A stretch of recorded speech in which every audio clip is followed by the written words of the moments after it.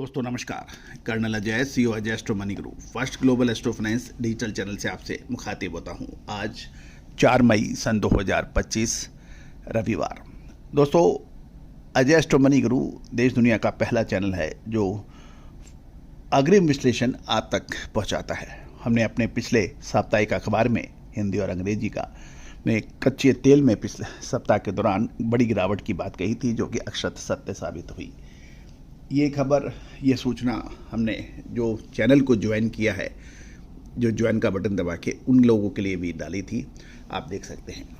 अब खबर निकल के आ रही है कि ओपेक ने जून महीना यानी अगले महीने के में कच्चे तेल का उत्पादन में एक महत्वपूर्ण घोषणा की है। लगभग 4,11,000 बैरल प्रतिदिन प्रोडक्शन की वृद्धि की घोषणा की है। जानिए पूरी रिपोर्ट विस्तार से। दोस्तों, कहा जाता है कमोडिटीज में विश्लेषण यदि अग्रिम मिल जाए तो आपकी प्रॉफिट, आपकी तरक्की को कोई नहीं रोक सकता। और समय पे आपको सूचना मिले, समय से आपको अपडेट रहे, तो आपको व्यापार वृद्धि होती है। खबर निकल के आ रही है कि ओपेक ने जून महीने में कच्चे तेल के उत्पादन में वृद्धि में तेजी लाई है। गिरते तेल की कीमतें और आपूर्ति संबंधी रणनीति के बीच में ये बदलाव है।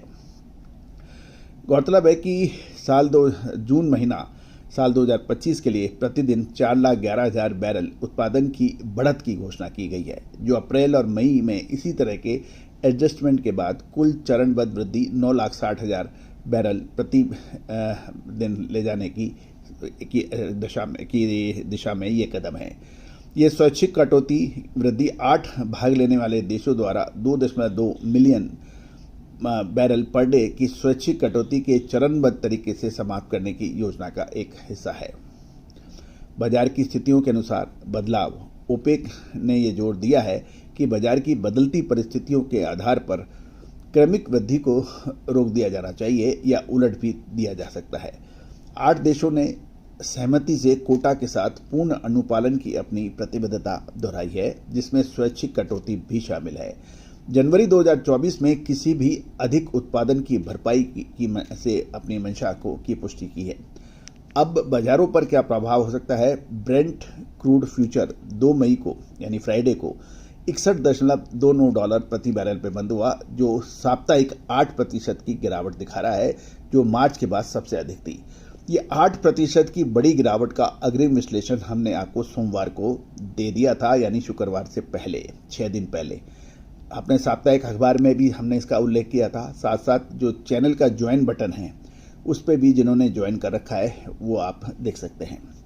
ओपेक पर कमजोर ग्लोबल डिमांड और गैर ओपेक उत्पादन में वृद्धि के बीच आपूर्ति को सावधानीपूर्वक प्रबंधित करने पर यह दबाव है।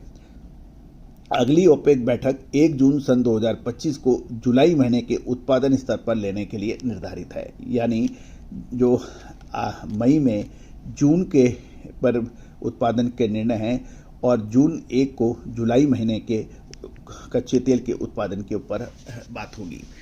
दोस्तों, ये क्यों हमें ध्यान देने वाली बात यह है कि गोल्ड, कच्चा तेल विश्व अर्थव्यवस्था की धुरी माना जाता है और इनकी तेजी या मंदी, मजबूती या कमजोरी पूरे विश्व को प्रभावित करती है। कच्चे तेल में यदि उत्पादन वृद्धि होती है तो इसका असर सीधा डॉलर पर भी पड़ता है। गौरतलब है कि अभी भी कच्चे तेल की खरीद और बिकवाली में डॉलर का रोल महत्वपूर्ण माना जाता है। यद्यपि कुछ देश अब अपनी खुद की करेंसी में भी कच्चे तेल की लेन देन कर रहे हैं, लेकिन अभी भी डॉलर की मजबूती या कमजोरी का असर कच्चे तेल पर देखा जाता है और कच्चे तेल की कमजोरी या बढ़त का असर डॉलर पर देखा जाता है। क्योंकि यदि कच्चे तेल की बिक्री अधिक होगी, भाव गिरेंगे या बिक्री अधिक होगी, तो इसका असर यूएस डॉलर पर सीधा पड़ता है। दोस्तों, उम्मीद है कि आप हमारे सभी संकेत ध्यान से देख रहे होंगे, समझ रहे होंगे, पहचान रहे होंगे। कि कोई भी विशेष अग्रिम रिसर्च रिपोर्ट के लिए आप संपर्क कर सकते हैं। नंबर स्क्रीन पे दिए हुए हैं।